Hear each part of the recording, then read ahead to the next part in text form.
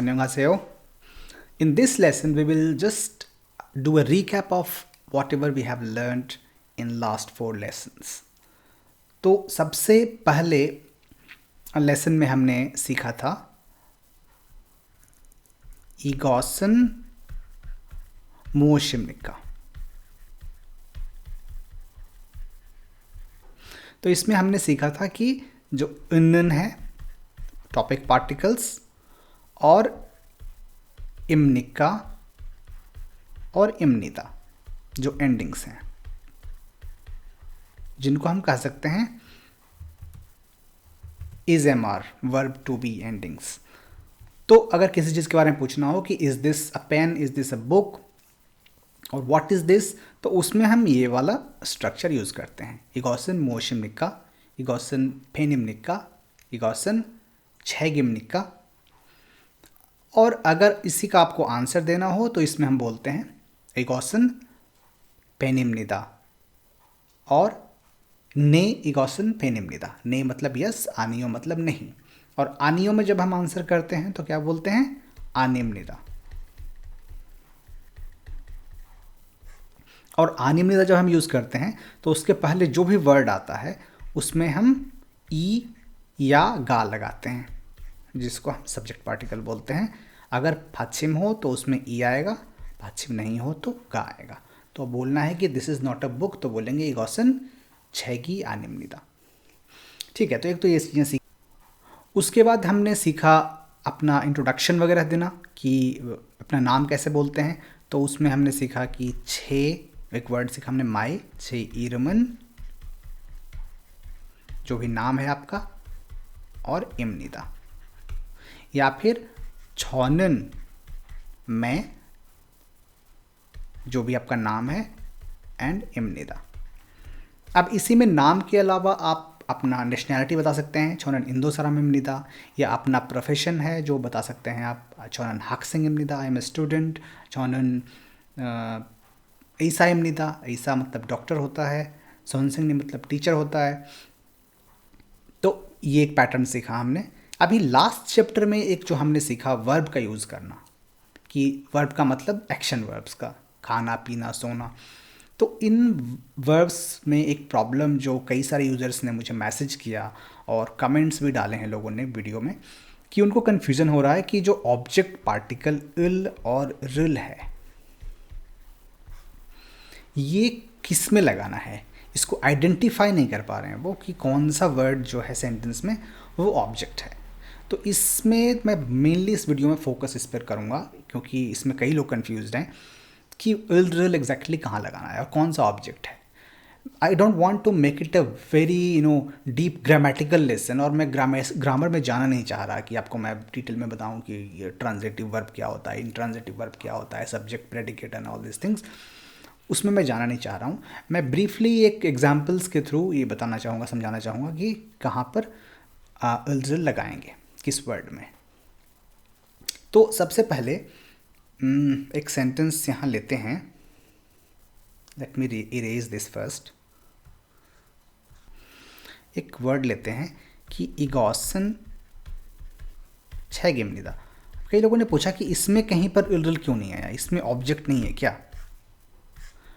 तो सबसे पहले आपको समझना होगा कि ऑब्जेक्ट तभी आएगा किसी भी सेंटेंस में जहाँ पर कोई एक्शन वर्ब होगा, मतलब कुछ एक्शन कोई कर रहा है। यहाँ पर ये बुक है, यहाँ पर बस उसकी एग्जिस्टेंस के बारे में बताया जा रहा है या किसी चीज़ की आइडेंटिटी के बारे में बताया जा रहा है कि मैं स्टूडेंट हूँ, ये मेरा फ्रेंड है और ये किताब मेरे पास है, मेरे पास नहीं है। इन सब में कोई एक्शन नहीं हो रहा है। तो वर्ब ऑब्जेक्ट आने के लिए ज़रूरी है कि कोई एक्शन हो। जैसे मैं खा रहा हूँ या मैं कुछ खरीद रहा हूँ, मैं ये करता हूँ, मैं उससे मिलता हूँ, कुछ भी कोई एक्शन मैं परफॉर्म कर रहा हूँ या कोई सब्जेक्ट परफॉर्म कर रहा है तो वहाँ पर ही ऑब्जेक्ट आएगा।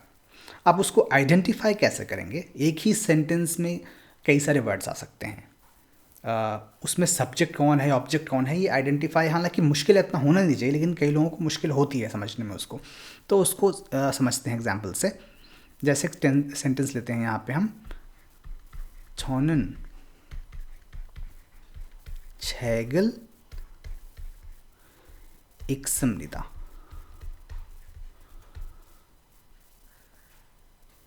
저는 친구를 만납니다.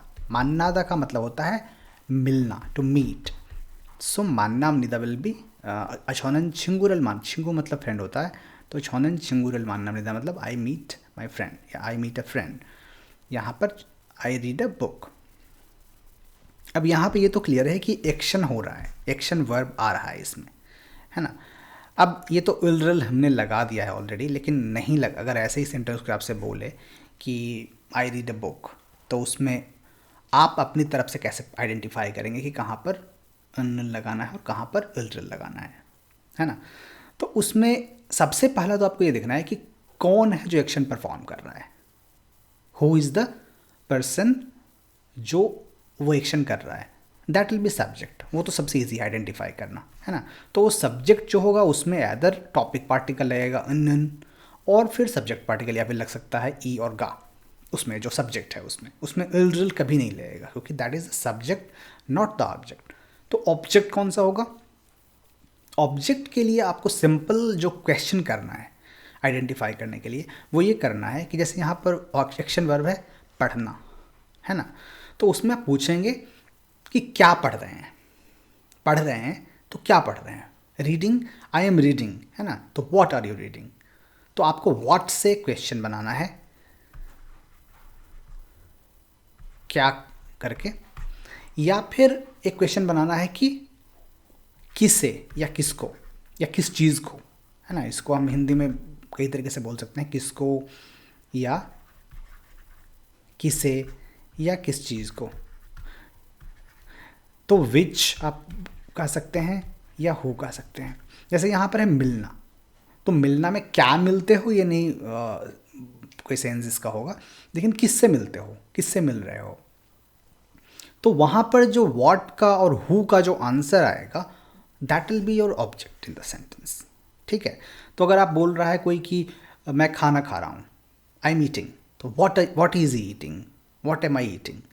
If I am eating rice, then rice will be the object. If I am eating meal, then meal will be the object. Whatever I am eating, that will be the object of the sentence.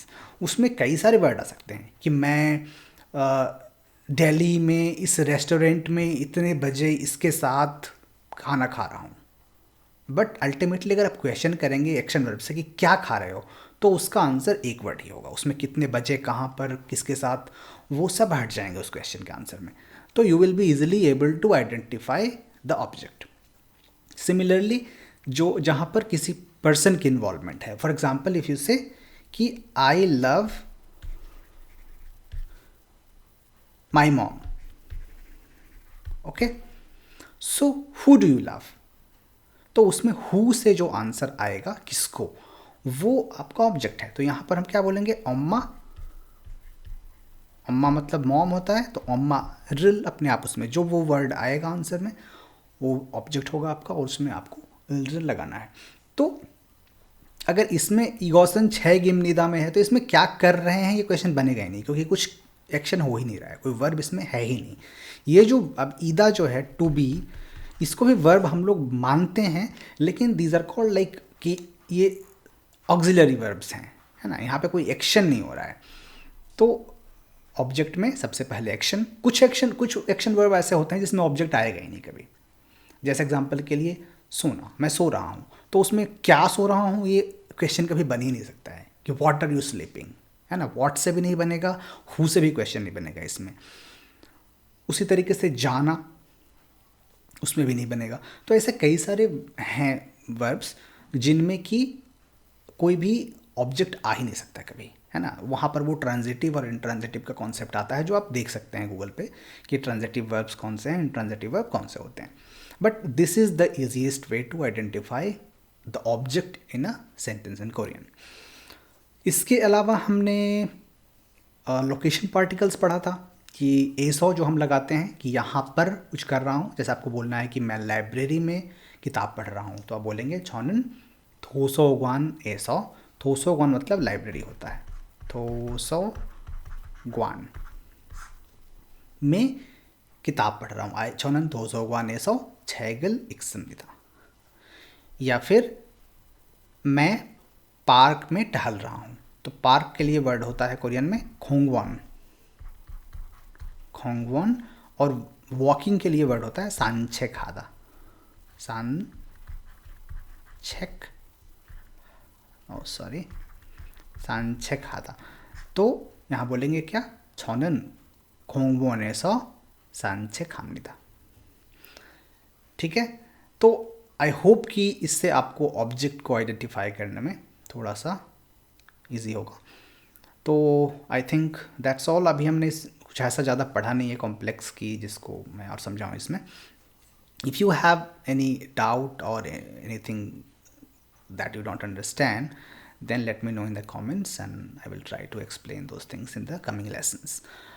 So I will wrap this up here and see you in the next lesson. Thank you.